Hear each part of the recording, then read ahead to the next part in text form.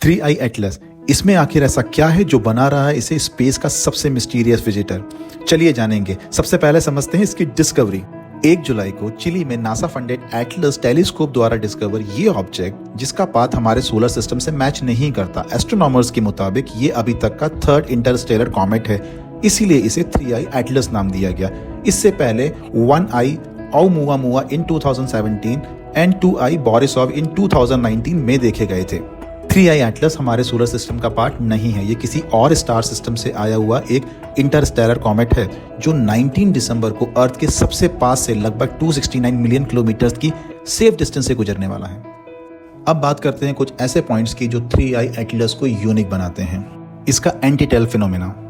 Usually जब भी कोई कॉमेट सन के पास से गुजरता है तो सन की हीट से उसकी आइस मेल्ट होती है और उससे निकलने वाली डस्ट एंड गैसेस सन के अपोजिट डायरेक्शन में एक टेल बनाती हुई निकलती है। ये सोलर विंड की वजह से भी होता है, लेकिन 3i एटलस के केस में ये बिल्कुल ही अपोजिट है। इसकी टेल सन की डायरेक्शन में पॉइंट करती हुई दिख रही है, मींस इसमें एंटी टेल है। पहले ऐसा लगा कि ये एक ऑप्टिकल इल्यूजन है, लेकिन हबल स्पेस टेलीस्कोप की इमेजेस ने भी टेल को सन की डायरेक्शन में ही कंफर्म किया, जो कि अभी भी कंसिस्टेंट है। एंड जैसे जैसे 3i एटलस सन से दूर जा रहा है, उसकी एंटी टेल और शार्प और लंबी होती जा रही है। मिड दिसंबर तक इसकी एंटी टेल की लेंथ 500,000 किलोमीटर हो गई है, जो बहुत मिस्टीरियस है। अब बात करते हैं 3i एटलस के मल्टी कलर मिस्ट्री की। 3i एटलस जब सन के पास था वो रेड कलर का दिख रहा था, सन से दूर जाते जाते वो ग्रीन कलर का दिख रहा है। अब रिसेंटली कुछ टेलीस्कोप में वो गोल्ड कलर का नजर आ रहा है। यूजली कॉमेट का ग्रीन ग्लो सन के पास आने पर डायटोमिक कार्बन गैस की वजह से होता है, और जैसे जैसे कॉमेट दूर जाता है ये ग्रीन कलर फेड होता जाता है।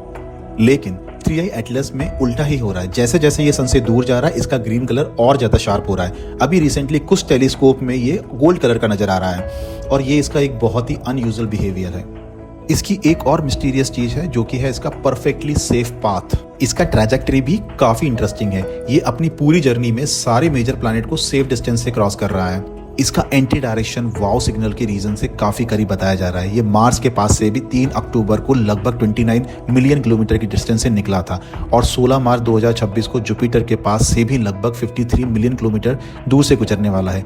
इस रेंज पे, जो कि एक राइट पोजीशन है जुपिटर के ऑर्बिट में किसी भी सैटेलाइट को ड्रॉप करने के लिए। अब ये सिर्फ एक कोइंसिडेंस है या कोई परफेक्टली कैलकुलेटेड पाथ, ये आने वाला डेटा ही बताएगा।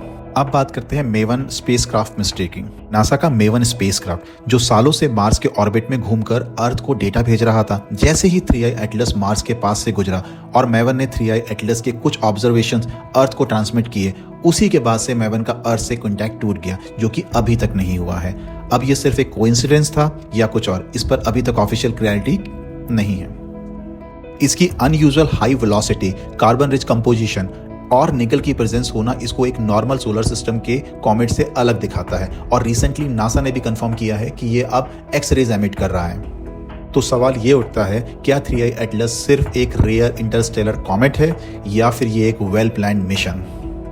फॉलो कीजिए, क्योंकि स्पेस हमेशा जितना दिखाई देता है उससे कहीं ज्यादा मिस्टीरियस होता है।